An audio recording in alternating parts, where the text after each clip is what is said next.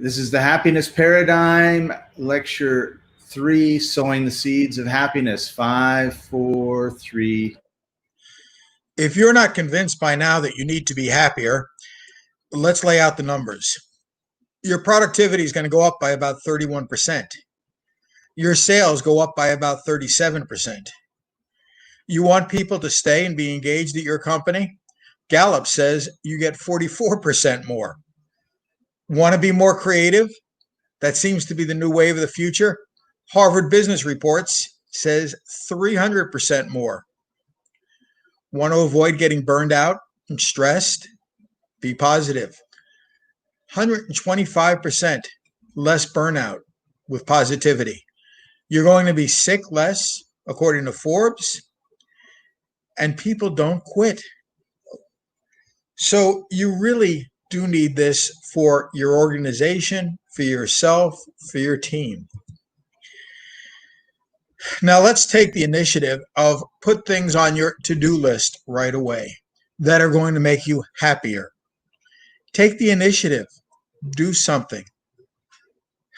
I like to sit on a beach and passively read as well as anybody else I know. But you're going to find out action is more connected to happiness than these other things. Smile. Be open. Get your body language on target. You're going to find out it's a lot better for you. Be self-aware. Have goals. Look for positive things. Give. Give away your time, talent, and treasures. It's kind of odd, but those things that you work so hard to get, they're probably not that important. Make friends. Savor relationships. Say thank you more often. Exercise. Science indicates that these things will, in fact, create the chemicals in your brain that make you happier. Now, normally, when we look at happiness, we have this great tendency to think of all happiness as pretty much the same. It's not. There are three basic patterns that we get. Your sensory pleasures, this feels good. Hedonism, I want more toys. The addiction pleasures, those kinds of things are all sensory. The making a difference pleasures, I'm contributing to other people. I'm making a difference in the world. I'm volunteering. I'm being creative. Those are going to change things, but they're also changing the chemicals in the brain. And last but not least, your flow chemicals. I'm achieving. I'm improving my skills. I'm making those goals. So think about the three big areas every time you're thinking about getting happiness. Focus on the making a difference and flow activities. They're much more fulfilling. Our bluebird of happiness kind of makes things simple for you. 4 basics. Have a passion. Get excited about something. Talk yourself into it. Energize yourself. Believe you can. Be active. Have some pride in yourself. Self-awareness, remember, that pride is going to come from confidence, from prestige, from self-esteem, from inner worth, from inner celebration.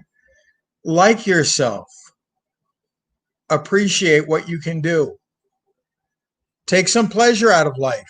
Look for pleasant experiences, positive feelings, enjoyment. And last but not least, have some purpose.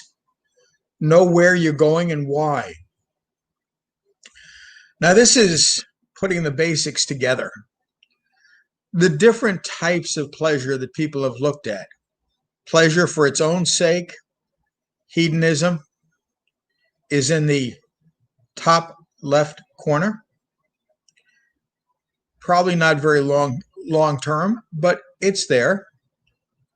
Aristotle's pleasure, virtue and excellence, doing something, leaving a legacy.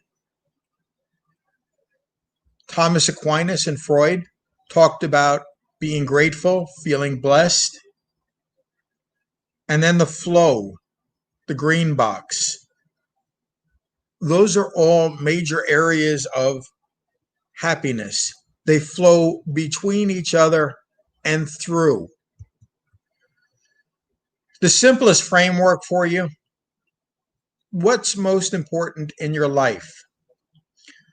The nice story here is when people go to your funeral and they're talking about you, what do you want them to remember about you?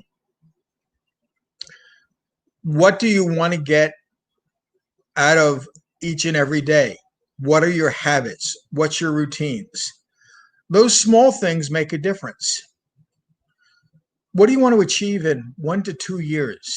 Typically, we underestimate what we can do in that 1 to 2 years, or even the 3 to 5. So think of your values, your goals, your actions, your habits. This is all going to work for you. We use a framework called IC Heart Maps. This is going to be a quick acronym to get you to be happier. The I, be imaginative, be creative. Think of ways you can make yourself happy. The C, different kinds of happiness actually. Be content, be relaxed, bliss and positive expectations. That contentment is be satisfied with things. No, have the energy to pursue other things, but don't envy, don't be jealous, because those are not going to get you where you want to be. The maps, the M, make a meaningful life. What do you think is important? What's significant? The A, be aware, be authentic. This is me. Well, Mother Teresa lived a happy life as a volunteer, serving people in India. That path just won't work for me. I'm not wired the same way she is. So we need to create our own individual personal path. What is the authentic you? What things do you like? What things don't you like? Have a path with purpose. Have an agenda. Don't wander and drift. And play to your strengths and opportunities. Be ready when things come your way. I hear so many people try to work on their weaknesses. I'm not very good at, so I'm going to spend a lot of time here. You're going to spend the time becoming mediocre. Do you really want that to be your trademark? Think about the things that you're strong at, that you really enjoy doing, and figure out how to cultivate those. Spend the time on your strengths, not your weaknesses. Be you, not somebody else. The people out there, George Sand, the actor, there's only one happiness, to love and be loved. Think about giving. Helen Keller, true happiness is not attained through self-gratification, but a worthy purpose. Have some courage, work.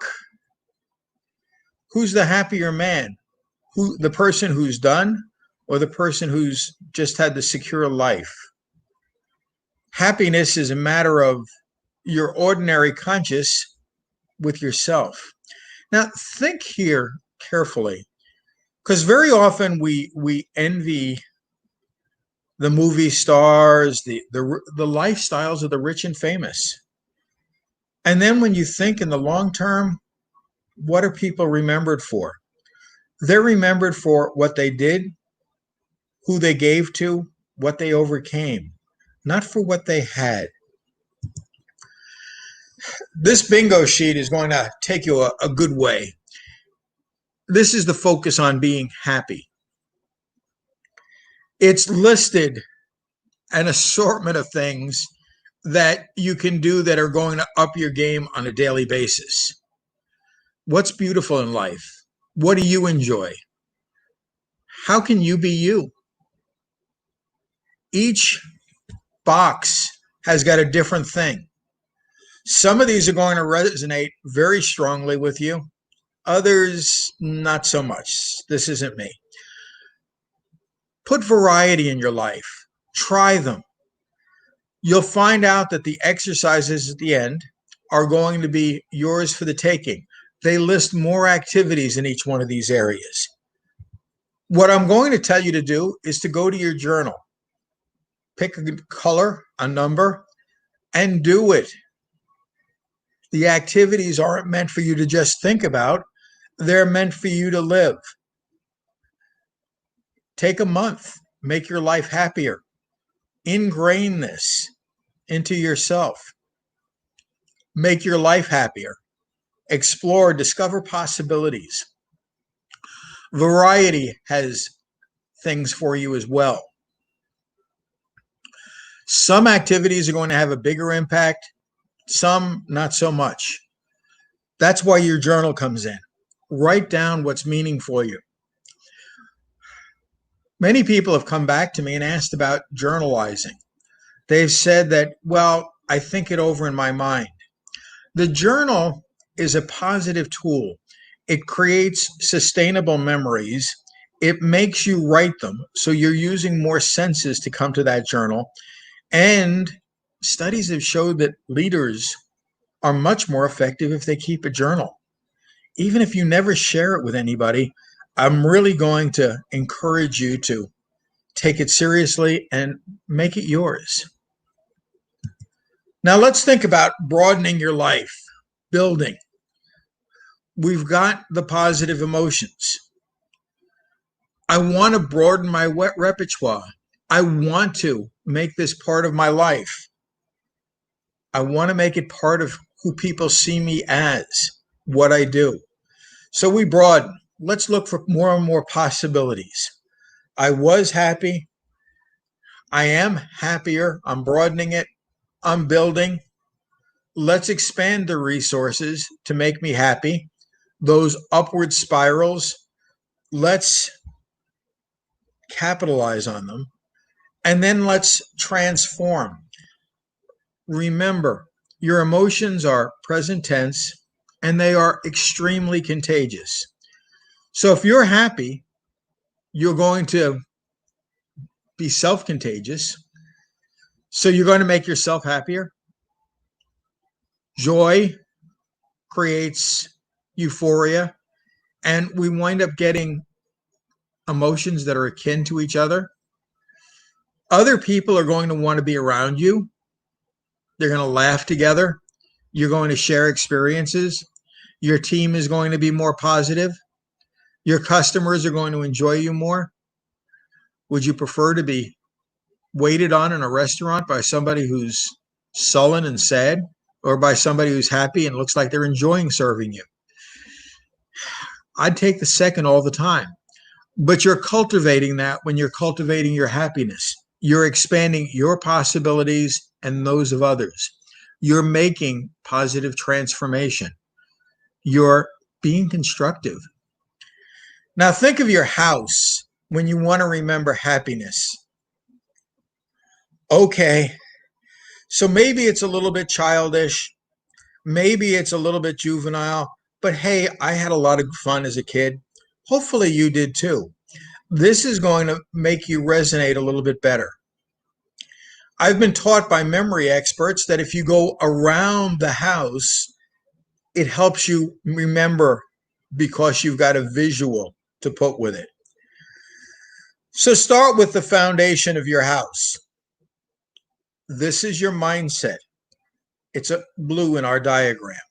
This is your emotional intelligence, your balance, your relationships, your memories.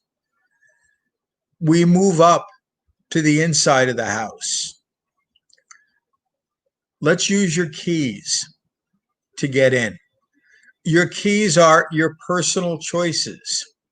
What do you do? What actions are you taking? What's your agenda? Where are you going? Start in the basement. Well, people don't see our basement. That's closed. There's a reason. That's where you're storing your memories. They're yours. They're personal. Let's come up from the basement to the drawing room. It's an old term in a house, but the drawing room are where people sat and drafted out their plans. They self-manage, they create their future. Hopefully your house isn't empty. It's not just you. So we go to the family room. The family room is where we share time with friends, people who we're close to, relationships. Okay, time to relax a little bit. Let's go to the living room. That's where we sit. We have the conversations. We communicate. We set the tone for community. Move to your home office. This is where we set the tone for personal and career balance. I want to be happy professionally and personally.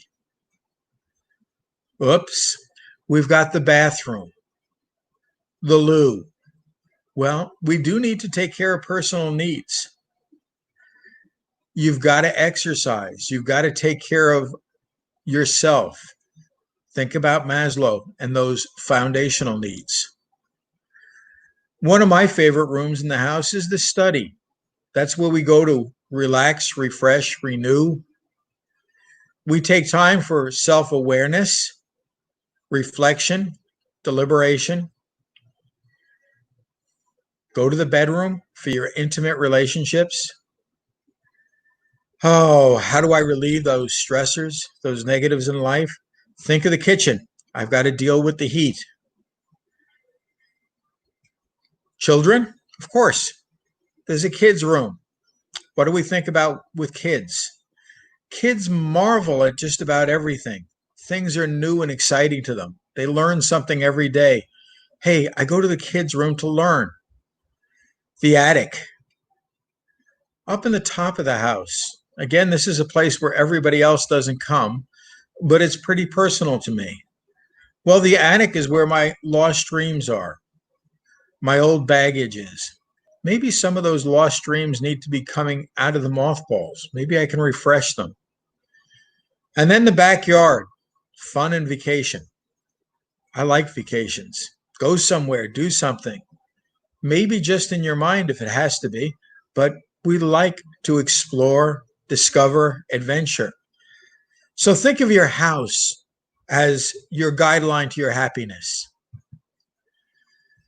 Facilitating it, pretty complex. It's personal, it's professional, it's intrinsic, it's within you, but it's also extrinsic. Well, let's go around this circle. I want my resources for a pleasant life. I want the good things. I want a comfortable bed. I want a chair to sit in and relax. Think about what things add comfort to your life. I want to accentuate the positives and minimize the negatives. Where's your happy place? Where can you think good thoughts? Where can we escape the stressors and adversity of life? Look for connection. As we go around the circle, your positive relationships, your belonging, your community, your communication. Think about those people that you need and who need you. We move around the circle. Vitality. You want to be energized. You want to be able to handle the stressors. Well, it's about the mind. It's about the heart, but it's about activity. What are you doing to create some vitality in life? How are you exercising, energizing yourself?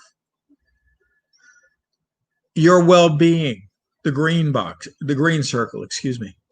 It's psychological and emotional. How are you balanced? What's your emotions dealing with? Move down. Your positive contribution. Am I doing something worthwhile? Am I adding value? At the bottom of the big circle, my results. What are my positive expectations? Think of the law of attraction. What kind of vibration am I sending out? Am I getting results for myself and for others? Continuing, am I engaged? Is it meaningful, significant? Am I validating myself? The gray box. Do I know who I am? Do I accept? Do I create a positive climate and culture? How do I manage my temperament? Move up? Let's do some things that are creative, fulfilling, self actualizing. Don't think about what might have been, think about what can be. And then in the green box near the top again, think about continuous improvement, learning, change, development. How are you growing? This big circle is going to keep you happy for the rest of your life. The big activities that we try and tell people, that we work with, that we nurture. I'm going to start on the top here with the red. Too many people think that the absence of negatives is positive. It's not. I need to manage the negative emotions. I need to avoid the negative spirals. Those are going to be time consuming, energy consuming, resource consuming. They're going to take me away from the positives. I like to tell people, avoid the negatives. Don't let them into your life. Not going to happen. Everybody experiences some adversity, some stress, some negatives. The people who get along best manage them best. How can I dismiss them? How can I avoid dwelling in negative land? So once I recognize the negatives, I want to move myself to a positive spiral. Break up the negative pattern. Move to resilience and recovery. I want to step in. I want to break up the negative. I want to refresh, renew, and reframe my mind. Resilience and recovery are essential for happiness. Okay, so we talked about the scary orange and red zones. Let's move down to the yellow. I want to support those positive emotions, those things that feel good. I like them. I hope you do as well. I want to make sure that I nurture them, that I cultivate them, that I've got positive character, that I've got positive emotions, that I've got real optimism, that I've got real happiness. I don't need to go on. You can do that for yourself. Am I engaged? Companies say that most employees actually aren't engaged. Most people would do something else. They wouldn't be at their job if they had a choice. That's not for you. You're the person who wants to put your head, your heart, your hands into all your activities. When you go, you want to go 100%. Half efforts just don't work. So we want to be fully engaged. Recognize what's going to command your head, your heart, and make you want to do.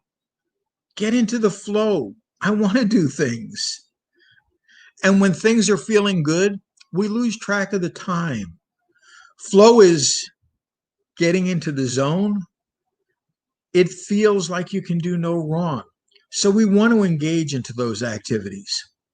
Do activity. Don't just sit around. Don't just be a couch potato. Remember, you're the star of the drama you call your life. You're not just a supporting actor. You need to be the person who takes charge. You're the one who writes the story. Performance and results are key. Well, let's move to relationships. I want to be known as a giver, not a taker. I want to be helpful. I want to be compassionate. I want to add value. I want to be seen as a quality connection for those people who know me. Develop the relationships. People who need people are the luckiest people in the world. And if you don't need anybody, you've got my sympathies. Be significant. Leave that legacy. Live life on purpose. Be intentional. Have an agenda. Achieve those goals. Pat yourself on the back. Take some time to celebrate. When you've done a good job, acknowledge it. Recognize it. Be self-aware. And then move your happiness set point.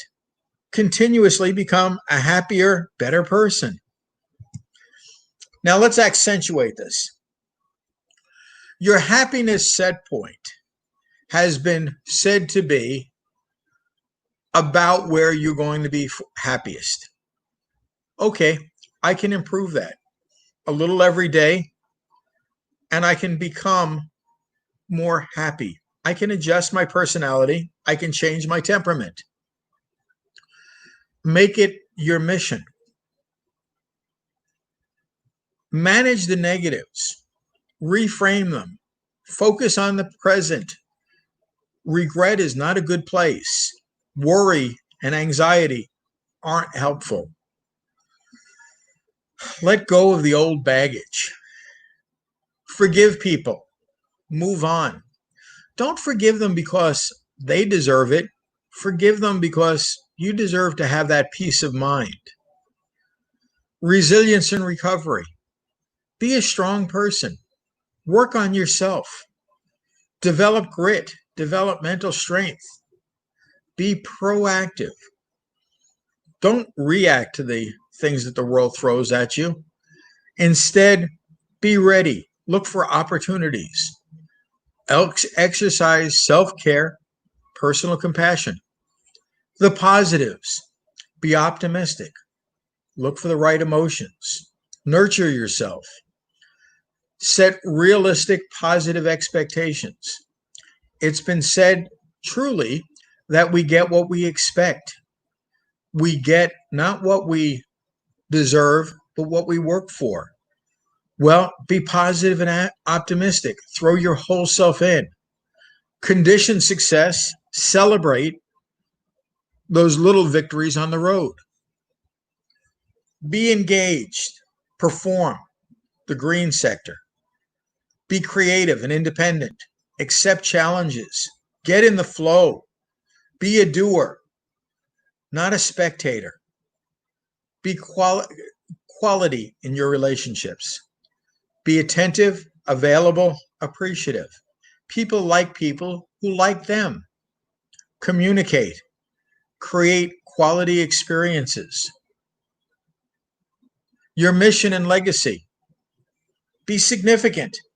Have a transcending purpose. Have an agenda that goes beyond your lifetime. One of my mentors refreshed my memory just last week and said, you need to have a mission and a purpose and an agenda that is always future focused. I laughed and I said, well, you've achieved so many things yourself. He looked at me and said, yes, but the things I have on my agenda, I'm never going to get to everything, but I'm going to be happy trying. Be happy in the journey. It's been said by the American Indians. It's a story I like. Make it part of your life. On the day you were born, you cried and the world smiled and laughed. Make it your mission that on the day you die, you smile and laugh and the world is saddened. Think about your achievements and your accomplishments. Get meaningful results. Intentions are great, but they just don't amount to much. Your intentions are yours. Your achievements are everybody's. I intended to do great things, but I never got around to it. That's not what I want said about me. I would prefer to say he did great things if only he had gotten to do some of the other things he wanted to do. Make your achievements and accomplishments live. Now think about the people that really get excited. Real happiness is the journey. It's the future. It's as we go along. Oppenheim says that people look for happiness tomorrow in the future. Enjoy the day. Make it now. Who is the happiest of men? Take pleasure, take joy in other people. Happiness is where we find it, not where we seek it. The grand essentials to life, make this part of your mission. something to do, something to love, make that someone to love, and something to hope for. Your activity here. Activity is important, not passivity. Use some energy. Look for a project for yourself. Spend some time volunteering. When you do something, it's been called a vanity wall, and that's usually condescending. But I'm going to encourage you to create that wall, to create that scrapbook, to create souvenirs that commemorate your experiences. Do something. Take a picture. Do something. Find a souvenir that reminds you of it. But create something that commemorates the effort. This is going to really anchor your memories and let you go back in some dark times and find the positive. Volunteer, serve others. You can't be sad when you're helping other people. It's not really possible. Your mind is going to focus on the effort and the energy of doing for others. Add value. Exercise. That expression, no pain, no gain. Not so much.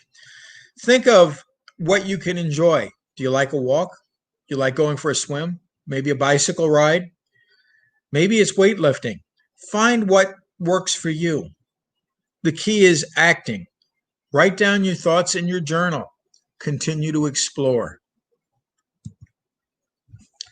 Now the steps. I want this to become an ingrained part of you. It's going to make your life easier, more fun, more fulfilling. Develop clarity, focus, center, commit to the present and the future, not so much yesterday.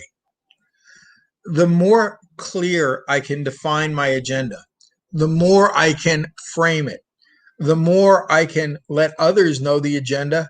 Number one, I'm on track. I'm performing. I'm getting things done. I'm achieving my goals. But number two, if I'm clear on that agenda, we get serendipity. Other people help me. Fate seems to conspire to make things better and easier. Moving along, be self-aware and confident. Too many times we spend our day telling ourselves what we can't do, what I wish for, who I envy. I want to be self-aware. I don't want to waste my resources. I want to stay on track. I want to accentuate the positive. I want to minimize those negatives. Keep on track. Avoid the bright, shiny objects. They have very little return. Don't multitask. The multitasking takes you off the agenda and lets you generate mediocre results. I like excellence. Self-manage. Choose your feelings. Choose your action. Initiate. Be the character you want to be with. Be someone you think you'd enjoy being with. Operate with that positive attitude. Let it filter through your actions, your communication, your expression, your smile. Respond with resilience, grit, strength. Smile. It's amazing what you can get through if you've got the right attitude. Take time for self-care. Have some fun. Self-lead. Nurture yourself. Make this cycle part of your regular agenda. What determines happiness? Here's kind of a frightening thing, but it's been pretty well documented at this point. Genetics. Half of how happy we are is hereditary. Were your parents happy? Were your ancestors happy? Or were they sullen and defeated? Well, it's been said that heredity is going to dictate your life. It does to a certain extent. I've learned that I'm never going to be a 7'6", international basketball star. Even though that was my dream when I was young, genetics just wasn't kind to me there. Your external circumstances, what other people do to you. This is the stuff that's outside your locus of control. You just had some bad luck. Maybe you had some good luck. It's fate, it's destiny.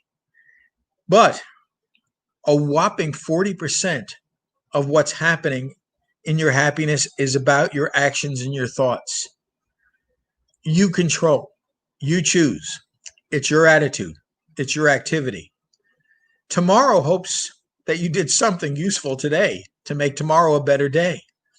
If you just sit and wallow, ruminate about what went wrong, worry, generate that pity party, life is not going to be very happy for you. The trick is do what you can, take command, exercise some self-mastery, and that 40% suddenly starts to become dominant. You'll find when you take command of that 40%, external circumstances seem to accidentally fall your way. Genetics seems to favor you. Well, you do have some talent. Maybe I can't be that 7'6" basketball star, but there are other things I can do, and I can do well, and I can enjoy too. Let's adjust your set point. Because most of your happiness is going to be on that set point. Well, my temperament is sad. Anybody besides me a fan of Winnie the Pooh? Maybe you recognize Eeyore, the sad donkey. Thank you for noticing me. No matter what happened, Eeyore seemed to be sad and sullen. And then we've got Winnie the Pooh. Winnie the Pooh always seemed to be happy and find the bright things in life. Be like Winnie, not like Eeyore. Let's adjust that set point. It's set by your happiness level, heredity that we just talked about, your personality traits, but we can adjust it. Persistently commit to compassionate action. Be a volunteer. Be a good person. Be a person of character. Be the kind of person you'd like to be around. That set point shifts noticeably, ever so gently, in the happy direction. Focus on solutions rather than problems. Look for abundance, not scarcity. Again, by focusing on positives, on opportunities, on strengths, the set point adjusts in the right direction. Make an effort to be optimistic. Don't look for the negatives in life. Don't be pessimistic. Look for what could go right. Perform. Communicate positively. Smile more. Tell a joke. Laugh. Invest yourself in other people. Care. Be considerate. The set point keeps moving in the right direction. Take care of yourself. Vitality and energy are important. If you're sick, it's not a good thing. Look at the words themselves. Too many people use language and don't think about what the word means. If you suffer from a disease has got the word dis-ease. You're not easy with yourself. You're not easy with life. So you get energy from avoiding dis-ease. Look for generating vitality. Serve people. Be kind. Be benevolent. Savor the day. Think abundance. Think what good things can happen. Develop these habits and you move that set point in the direction you want it to go. Take some time for happiness every day. Be present. Look for results. Focus. Do something fun. Happiness is in the moment. It's not something to be waited for. Now, the reason we spend the time on the magic of the moment is to tell you to be centered. Emotions are always present tense. So be happy in the here and now. Look for what the good there is now. You have friends that you can work with? Be happy about it. You have something to do? Be happy about it. Your health is good. Be happy about it. Think in the present tense, the here and now, what you can be grateful for, what you can be doing, your attention, your focus. We have magic moments in the past. Recall them. My experience. Those are important to me. They make me who I am. Put your resume together. Think about your past memories. That's going to support your self-worth, your self-acceptance, your self-actualization, your plan, things to be grateful for. Very often when we lose something in life, we ruminate about it. We become sad. Don't be sad that it's gone. Be happy that it was. Focus on positive memories. They let you double your happiness. They take the past and they bring it to the present. And then the third part, project the future, plan, be positive, anticipate that vacation, look for the adventure, think about how much fun that new job will be. Think of what can be, not what you've lost. Look for anticipation, not anxiety. Enjoy the journey. When we plan, when we take the moment from the future to create planning and preparation, we borrow tomorrow's happiness and make it today's. So you can double and triple your happiness by being aware of the moments. The positive perspective. Take care of yourself. Capture the experiences. Get some souvenirs. Maintain a sense of awe and wonder. Don't be childish, but be childlike. Ever see how children can enjoy things? A puppy, a bright sunny day, going for a walk. Wow, the simple things. There's a lot of simple pleasures that we tend to overlook. Take control, take responsibility. Another secret, do the best you can, no matter what the task is. It's not beneath you. Doing the best you can avoids regrets. Stay active, focused, energized. Learn. Serve. The optimists and pessimists in life. It's been jokingly said that the pessimist sees the glasses half full. The optimist sees what's happened, the positive. Half empty, half full. The pessimist sees half empty. The optimist is seeing half full, and the optimist is seeing a glass that they can add to. Look for your time, my energy. You see a good event. The optimist sees that good event as setting the foundation. It's going to pervade my future. I can remember it. It's a great experience. I'm in control. I can make more good things. The pessimist sees it as an accident. It's an aberration. Great English author was the epitome of pessimism. Thomas Hardy wrote a book called The Mayor of Casterbridge. It ends with, happiness is but the occasional episode in a general drama of pain. I don't know about you, but I'd rather not live life that way. If happiness is but the occasional episode, I want more of those episodes. And by the way, it's me who gets to write the story, so I'm going to choose to be an optimist. The bad event happens. The pessimist. Yeah, I was expecting that. That's the norm.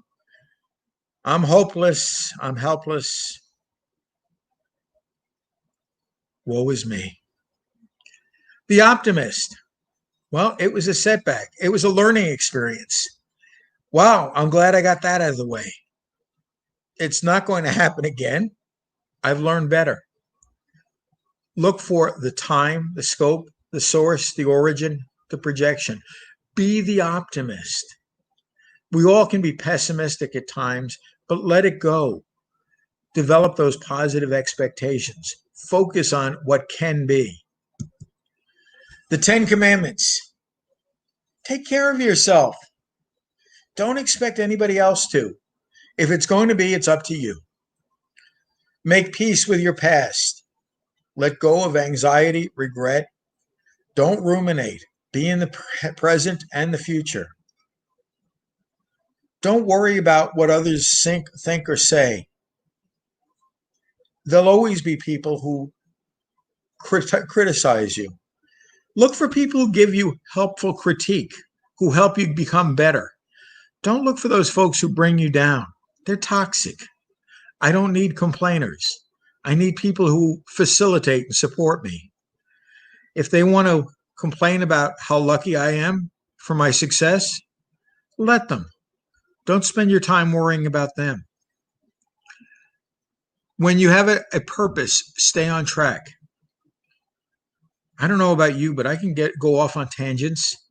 I can multitask. I can get drawn into bright, shiny objects. I can get distracted. Stay on purpose. Make your agenda. You're going to be much happier. Make good choices and celebrate the successes. Too often, we don't take responsibility for the successes. We don't celebrate what we've done right. Value experiences and relationships. That's where your happiness comes from. Rest, relax, refresh, renew. Not all the world's problems are yours. The news can be frightening. It can be really depressing and stressing. You don't own all the world's problems. Don't get engaged with things that aren't yours. If you can't help fix it, it's not your agenda. Let go and let someone else. Do something for someone. Give. Help. Volunteer. There are far fewer givers than there are takers. And by the way, people like those givers much better. Choose hope and optimism. Look for positive thoughts. Have fun. It's not about the end. It's about the journey. Smile. Put a bounce in your walk. Be open. Enjoy life. The spirals that we have, they go positive and they go negative. Be aware of them. When our trajectory goes positive, I want to amplify. I want to appraise things. I want to maintain my mindfulness. I want to connect with positive feelings, positive emotions, positive people. Once I'm going up, really take things in that positive way. Let go of the old stress. Let go of anxieties. Let go of worries. Be in the moment. Positive spiral. By the way, you can make these happen and you can amplify them. The things to remember that great people have said. The great actress, comedian Lucille Ball always seemed to be happy, always seemed to love life. Keeping busy and making optimism a way of life restores your faith in yourself. Optimism leads to achievement. It sure does. Being optimistic encourages you to take action. Optimism is a strategy. If you don't believe you can, you're not likely to do it or to invest yourself, your time, your energy fully. It's powerful. It's contagious. It makes life happy and more meaningful. Now let's think about those possessions. We've all worked hard to get money, to get some possessions that we're proud of, to spend on things. You want to spend your time and your energy on activities, on memories, and on relationships. Create special experiences, the vacations. You remember the joy much long after you've forgotten the price. Invest in quality time with friends. Have fun conversations. Go for the positive. Enjoy the adventure. Write some notes down. Double your joy. Write in the journal what I'm going to do for the day. Okay, I'm stealing the joy of the plan, so I'm getting it twice. At the end of the day, remember it. I had the joy during the day, and I'm getting it again when I'm writing the journal. Be someone who can be happy, who makes these good choices. Scott, seems like the right place to cut off so you can make the world a better place later. I agree.